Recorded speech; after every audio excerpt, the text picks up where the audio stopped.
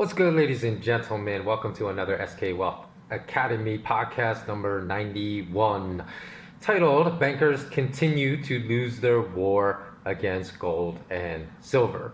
So to begin, I want to state for those of you that read my article, bankers are hemorrhaging physical silver to start April. And you can find the link to that article if you want to read it and have not yet read it in the podcast show notes below. So where you see this on YouTube and you see click more or read more link, just click that and you'll see the show notes that has the links to various articles I will reference throughout this podcast.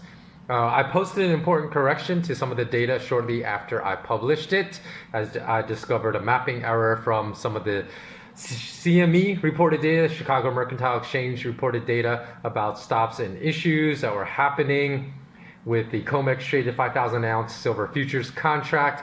So you can find the corrected data if you went and originally read it on the date I published it on my website where that original article exists. Now, if you printed this article on your website, as long as you abided by my republishing rights and are not in violation of my republishing rights for my original copyrighted content, then you have nothing to worry about, as none of the data that contain the errors should be published on your website, and all your readers viewing that article will click on the link back to the original article which has the corrected data.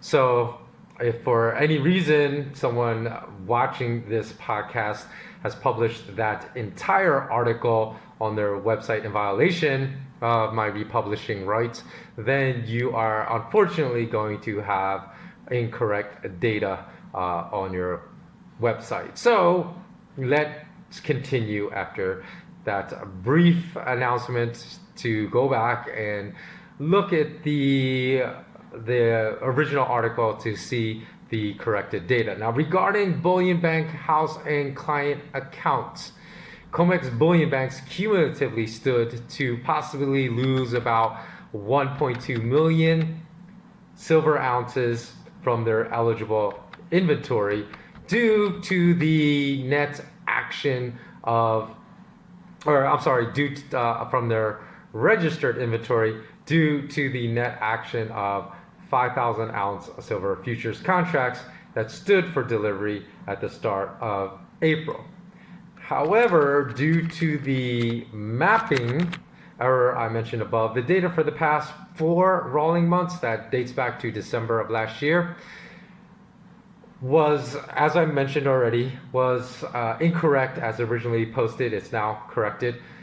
Regarding the net gains or losses for warehoused physical silver stored on behalf of client in-house accounts. Now, bullion bankers still had a cumulative net positive increase in physical silver supply in their client in-house accounts during the period of December 2019 to the 9th of April of this year of about 3.29 million silver ounces. Despite the 1.2 million silver ounces that were marked for delivery during the first 9 days of April. So that event marked a substantial reversal in the 4-month rolling trend that existed at the time. Now, this month, the hemorrhaging of silver has continued. And again, to see the data and the charts, please just look at the podcast show notes below and go to the article that I published on May 10th, and you could see the data there. But there was a further contraction of the net physical silver supply in the bullion bank's combined client and house warehouse inventories by another 3 million silver ounces. So there's a contraction in the net gain of physical silver in client and house accounts combined of the bullion banks from 3.29 million ounces of silver to just 205,000 ounces of silver. So you'll see that is a very, very significant contraction. Now, if this pace continues, then next month should move the net gain / loss of physical silver supply of the bullion banks in their combined client and house accounts for the past 5 rolling months into the net loss territory. So consequently, regarding the numerous videos I have seen spring up on YouTube with titles like "I'm not buying physical gold" or "physical silver at these prices because the prices are too high now," meaning prices of less than $1,800 and $21.60 respectively for 1 ounce Canadian gold and silver maple leaf coins, because I saw those videos pop up at the time of the prices for Canadian maple leaf coins of gold and silver content existed.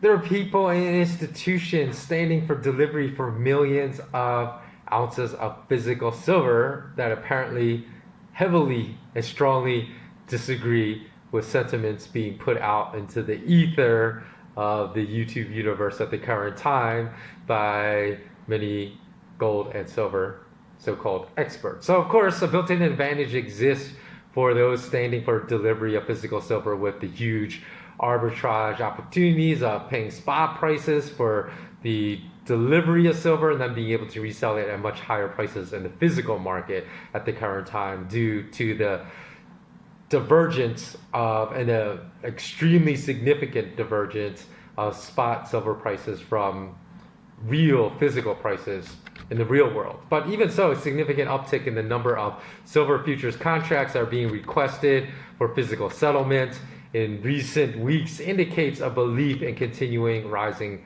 silver prices, even in the spot world. So with gold, regarding the 5-month rolling trend of issues and stops for the 100-ounce gold futures contract, the bullion banks have lost more than a net cumulative amount of 2 million ounces of gold from their combined house and client accounts, as can be seen in the charts, which again, you can find the links to those charts in the podcast show notes.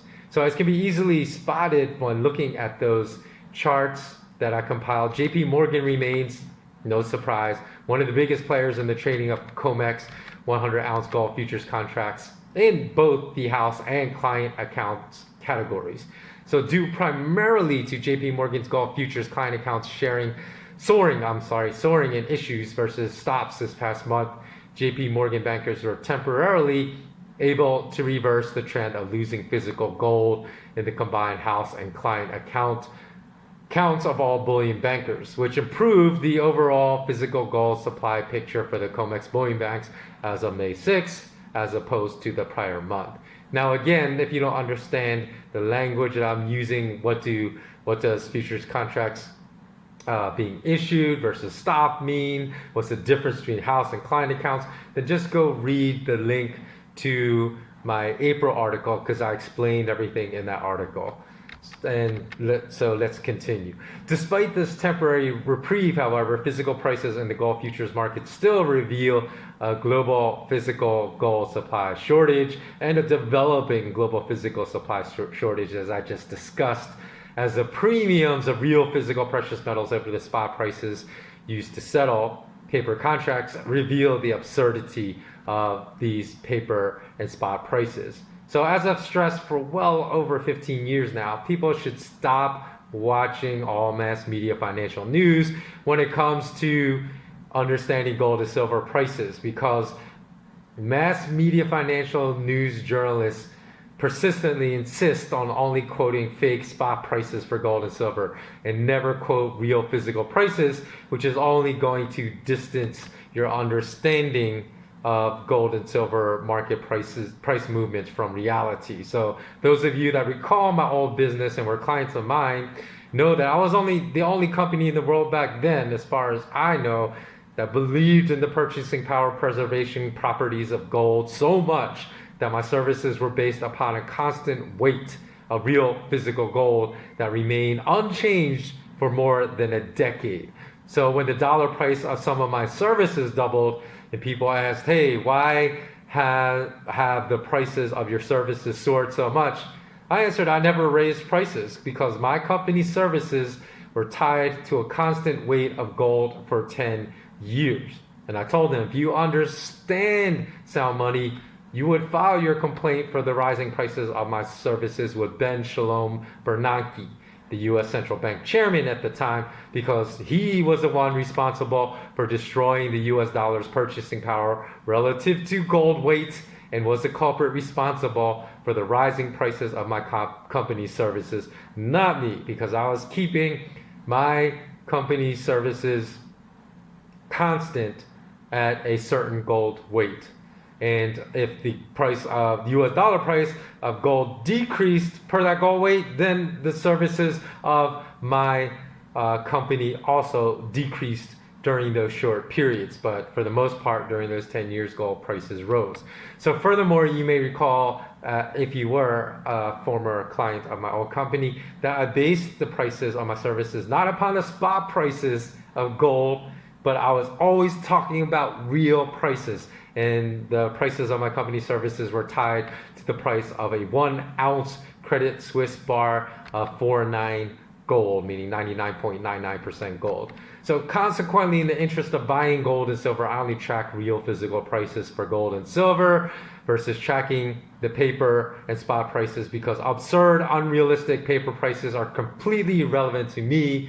And if you are an investor in gold and silver, you should not be buying paper, you should be buying physical, and those spot prices should be completely irrelevant to you as well. So I suspect that within another 12 months, spot gold and silver prices may be completely irrelevant to everyone, and not just the 1% of the world's population that understands right now that spot prices are fake. But in 12 months, perhaps 90% of the world's population will then understand what we all understand as well. So let me know, what do you think? Do you think that the majority of the world will ever understand that the gold and silver prices, puppeted by controlled TV financial news shows anchors, or parroted, I should say, by controlled TV financial news anchors that are puppets of the central bankers, that they will understand that those prices are completely disconnected from real physical gold and silver prices as we do? And if so, because the majority of people still don't understand this, and you might be in shock if you're listening to this and say, what? How can people not understand that? Trust me, majority of people, because the majority of people, especially in the Western Hemisphere, they don't own a single ounce of physical gold or physical silver, so how would they know, right? And if so, if the answer to that first question is yes, what do you think will act as a trigger to finally spark this realization of reality about gold and silver prices to the rest of the world? Let me know. Leave your comments below. Please comment, please like, please subscribe if you have not subscribed, because my goal is to get to 2,000 subscribers by the end of this month. And as always, thanks for watching. Always remain intensely curious. Until next time, remain grateful and remain mindful. Take care.